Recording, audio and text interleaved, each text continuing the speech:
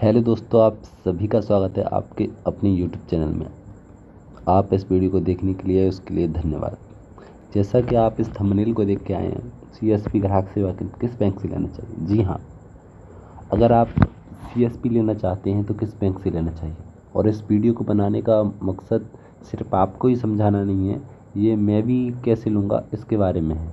जैसा कि आप सभी को पता है कि मेरा सीएसपी बंद हो चुका है। कुछ दिन पहले मैंने आपको न्यूज़ दी थी कि शायद चालू हो सकता है, लेकिन वो घुमा रहे हैं। कभी कहते हैं चालू कर देंगे, कभी कहते हैं रुको, कभी कहते हैं आप काम नहीं करते हो। कोई प्रॉपर आइडिया नहीं दे रहे हैं। तो अभी हमारे दिमाग में आ रहा है कि दूसरा सीएसपी ले लें। तो दूसरे सीएसपी के लिए हमने सोचा एसबीआई से लें। फिर एसबीआई से कुछ कंपनियां बात कर रही हैं, तो कुछ कंपनियां कह रही हैं कि कोड ऊपर से आ ही नहीं रहा है सर। तो अब हमारा दिमाग थोड़ा भौचक्का हो रहा है, मतलब काम नहीं कर रहा है। तो अब हमने दूसरी कंपनी में सोचा है किसी दूसरी बैंक से हम सीएसपी लें।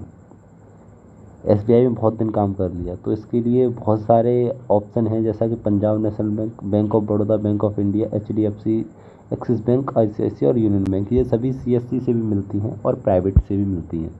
आप किससे लेना चाहते हैं आप देख सकते हैं। लेकिन आपको एक बात बता दूं कि आप किसी भी बैंक का सीएसपी लें तो एक बात पहले ही देख लें कि बस बैंक ब्रांच आपसे कितनी दूर है।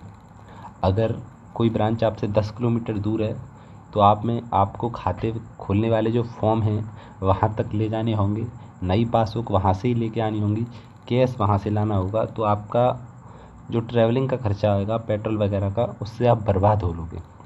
आपको हमेशा सीएसपी लेते टाइम इस बात का ध्यान रखना है कि आपके नज़दीकी ब्रांच कौन सी है, कितनी पास है। अगर आपके 4-5 किलोमीटर पर उन सभी में से कोई ब्रांच है तो सबसे पहले आप उसी से लें, ना कि आप दूर 20 किलोमीटर 50 किलोमीटर दूर से सीएसपी लें। मेरा मानना तो ये है। दूसरी बात ये कि सभी बैंक मान के चलो या तो पास हैं या दूर हैं, तो फिर कौन सी बैंक से लें।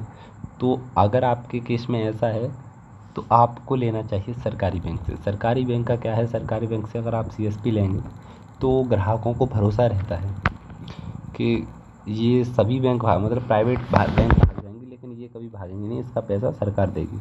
इस बात को आप बखूबी जानते हैं। और सरकारी बैंक पर ट्रस्ट भी है और इनमें जीरो बैलेंस खाता खुलता है। ये एक रोचक बात है। और दूसरा चीज़ कि इसमें एक आप पे लोगों का ट्रस्ट बनता है। अब सरकारी बैंक में भी काफ़ी बैंक है, SBI, Punjab, bank of India, bank of Baroda. कौन सी से लें? तो मेरा मानना तो ये, अगर चारों सेम कंडीशन में मिलती हैं तो आप एसबीआई से लें, क्योंकि उसमें रूरल इंसेंटिव मिलता है। अगर रूरल में है तो, अगर शहर में हो तो मैं रेकमेंड नहीं करूँगा कि आप एसबीआई से लें। रूरल इंसेंटिव से रूरल वालों को 2000 रुपये मिलता है, शहर में है तो बिल्कुल भी एसबीआई को प्रेफर ना करें, क्योंकि एसबीआई में जो ट्रांजैक्शन कमीशन है वो थोड़ा कम है। अगर आप इन सभी में लगाओगे तो जो पंजाब नेशनल बैंक है, पंजाब नेशनल बैंक में भी ट्रांजैक्शन कमीशन काफ़ी अच्छा है। इसकी विड्रॉल लिमिट करीब 30,000 तक की विड्रॉल लिमिट है। अब तो एसबीआई की भी 30,000 हो गई है। पहले किसी समय पे एक ऐसा सिस्टम था कि 10,000 से ज़्यादा एसबीआई के कस्टमर के निकाल ही नहीं सकते थे। इस वजह से एसबीआई बहुत बेकार था।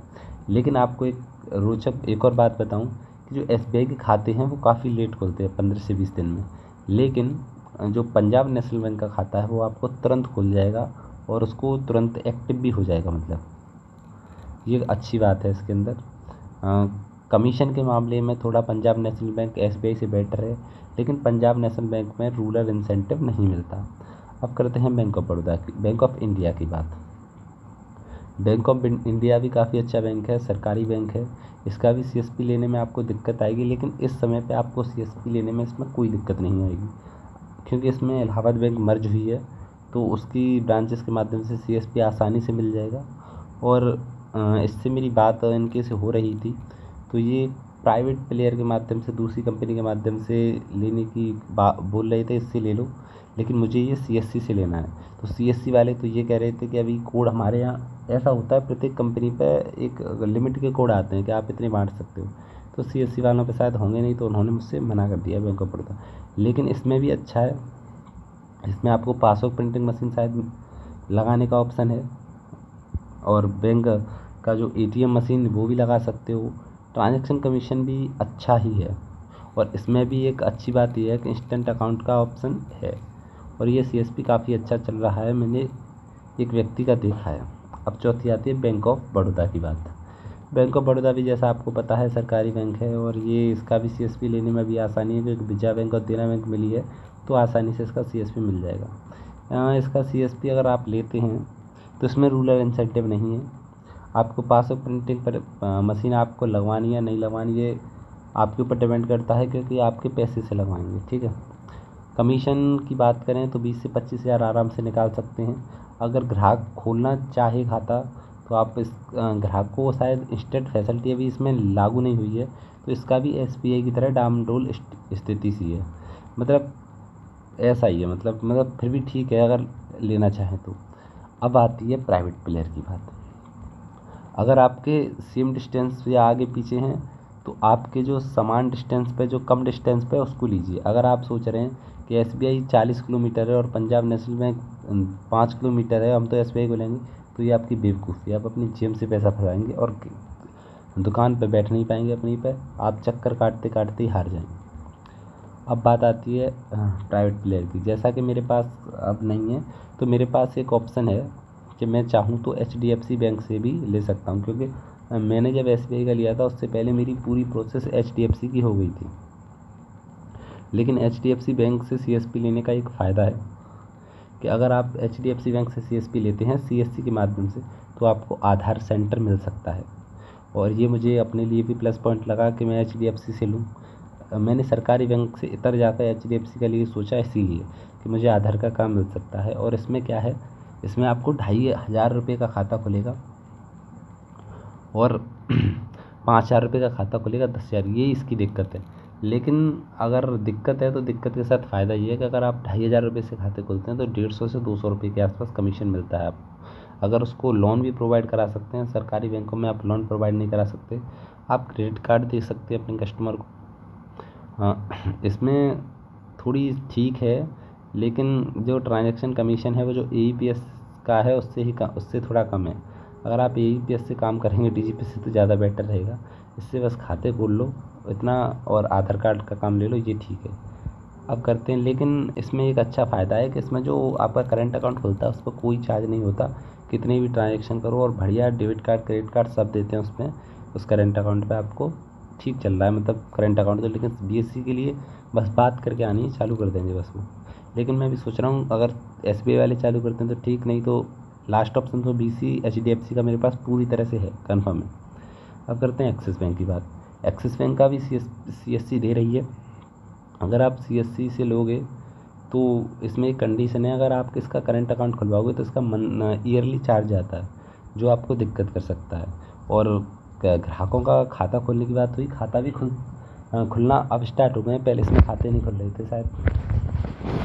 तो अगर आप इसमें खाते खोलते हैं और ग्राहक का जैसे 2500 रुपये या 10,000 रुपये का खाता खुलता है, इसमें खाता खोला, अगर ग्राहक कम बैलेंस रखता है तो उसका उल्टा पैसा कटेगा, ये इसकी सबसे बड़ा रीज़न है। और इसमें कमीशन AEPS के समान मिलता है, सभी बैंकों का पैसा निकाल सकते हो और इससे भी आधार का काम ले सकते हो। अगर आप आधार का काम लेने के लिए इच्छुक हो तो आप एक्सिस बैंक को प्रेफर कर सकते हो।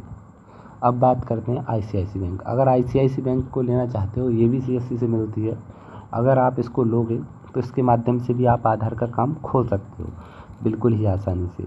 हाँ, ये भी CSC से मिलती है, तो ऑब्वियसली इसमें भी 10,000 से और 2,500-3 हज़ार से खाता खुलता है।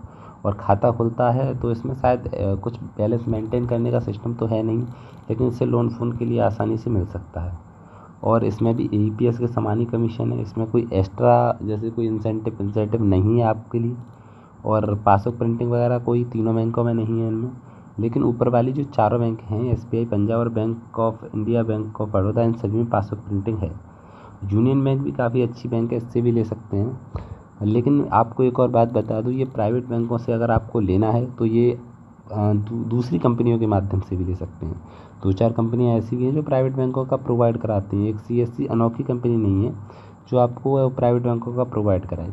लेकिन आपको प्राइवेट बैंकों से के साथ काम करना है तो आपको खुद मेहनत करनी होगी, लेकिन पैसा काफ़ी अच्छा खासा है इनके काम में। अगर लोन प्रोवाइड कराओगे तो काफ़ी अच्छा कमीशन है, अगर खाता खोलोगे तो काफ़ी अच्छा कमीशन है, लेकिन थोड़ा ट्रस्ट बिल्ड नहीं होता कस्टमर का। अगर ट्रस्ट बिल्ड करना है तो आपको SBI, Punjab, bank of Baroda, bank of India की तरफ जाना होगा। अगर कमीशन चार्ट के रिलेटेड कोई कमीशन किस में कितना है इसके बारे में चाहिए तो मुझे कमेंट करके बताइए। प्रोसेस क्या है सभी का ये जानना है तो कमेंट करके बताइए, और कैसे लें ये जानना है तो बताइए। धन्यवाद।